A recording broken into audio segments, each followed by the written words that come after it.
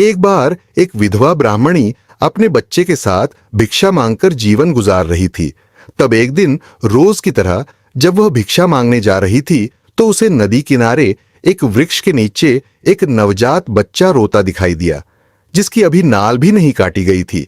ब्राह्मणी दयावश उसे अपने घर ले आई। वह बालक विदर्भ का राजकुमार था। शत्रु सैनिकों ने उसके पिता को मारकर उनके राज्य को ले लिया था और उसकी माता को मगरमच्छ ने खा लिया था। ब्राह्मणी अपने पुत्र की तरह उसको पालने लगी।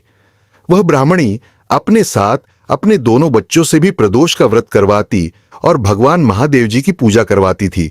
इस व्रत के प्रताप से एक दिन ब्राह्मणी के पुत्र को सोने की मोहरों से भरा कलश मिला तो ब्राह्मणी ने अपने पुत्र से कहा कि तुम दोनों धन को आधा आधा ले लो। तो राजकुमार बोला कि यह धन महादेव जी ने मेरे छोटे भाई को दिया है, अगर भगवान को देना होगा तो मुझे मेरे भाग्य का जरूर मिलेगा। समय बिता दोनों युवा अवस्था को प्राप्त हो चुके थे। एक दिन अंशुमती नामक एक गंधर्व कन्या ने राजकुमार को देखा और उस पर मोहित हो गई। अगले दिन अंशुमती अपने माता पिता को राजकुमार से मिलाने लाई। उन्हें भी राजकुमार अच्छा लगा। कुछ दिनों बाद अंशुमती के माता पिता को शंकर भगवान ने स्वप्न में आदेश दिया कि विदर्भ राजकुमार और अंशुमती का विवाह कर दो और उसे उसका खोया हुआ राज्य वापस दिलवाने में उसकी मदद करो।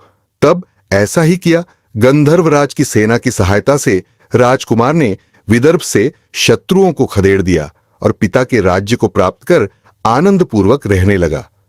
राजकुमार ने ब्राह्मण पुत्र को अपना प्रधानमंत्री बनाया और ब्राह्मणी को राजमाता का स्थान दिया।